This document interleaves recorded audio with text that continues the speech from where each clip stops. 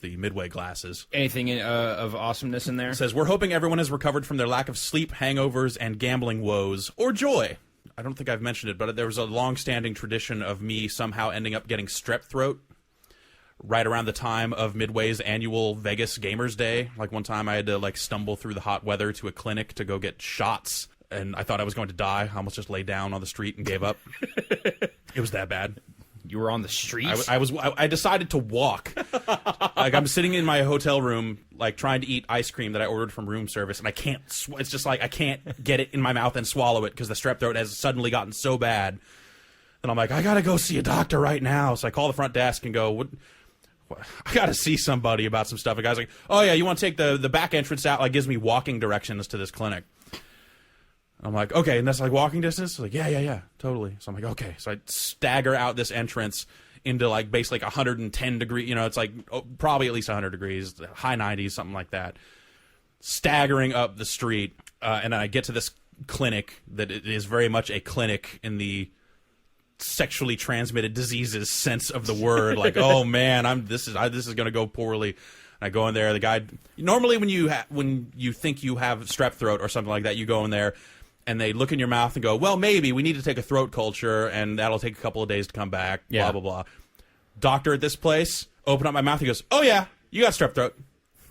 And since you're flying tomorrow, that'll be real bad for you, so we're just going to give you a shot in the ass. I got shot full of anti-strep throat drugs, and then a woman who worked at the clinic gave me a ride to the Walgreens on the Strip, and I was able to pick up a prescription there and for antibiotics to get rid of the rest of it, and then like the following year I totally got it again. Like not as bad. Like I flew back as it was starting to set in and had to go to my regular doctor and get taken care of. So like now every time there's a Midway event, I don't worry about lack of sleep, hangovers, and gambling woes. I think, oh God, am I going to get strep throat? And like right before this event, Dave upstairs had strep throat. Yeah. So you were near. So I crashed at his place right before hearing that he had it. So I was convinced. I was like, oh dude, oh no, come on.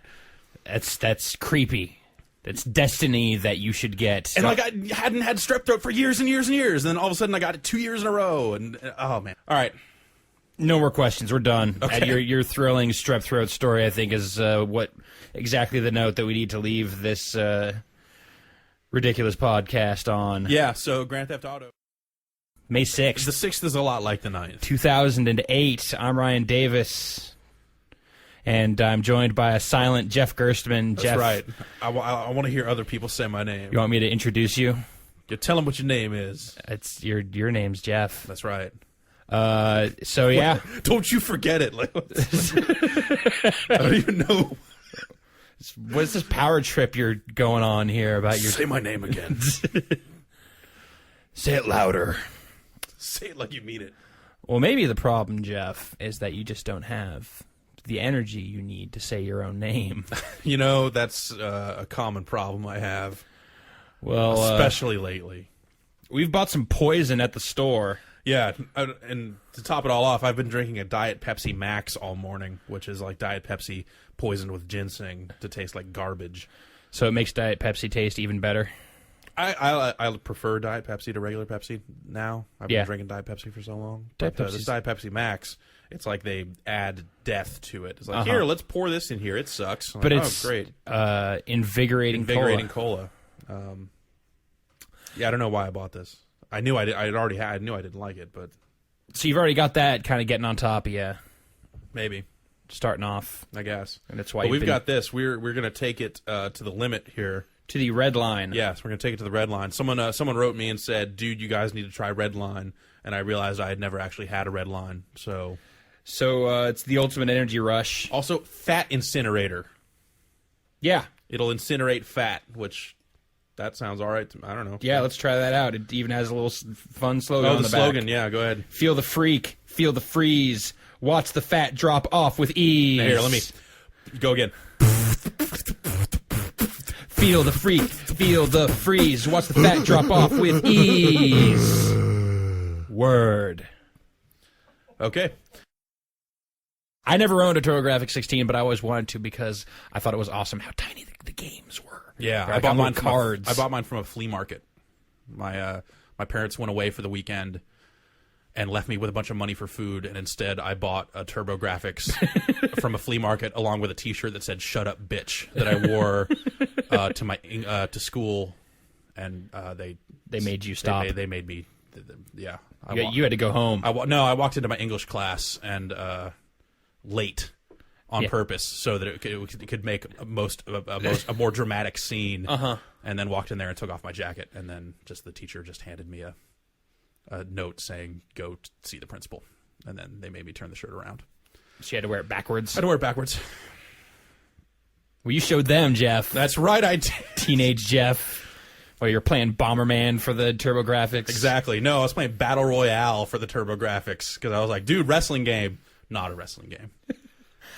God. There was one dude that was a punk rocker that instead of a kick, he would go down and... Emails, Jeff. Emails. We got a lot of emails. Ba-da-da-dem, ba-da-da-dem, ba-da-da-dem. Ba-da-da-dem, ba-da-da-dem. All right. Charles Rice. Well, basically, in the single player, you're going to be completing different tasks, so you're going to need different types of vehicles for each task. The one they were showing was that you needed to go down this hill, get these coconuts, and bring them back up and put them in a barrel. So is theoretically, just messing with Banjo at this point. Yeah.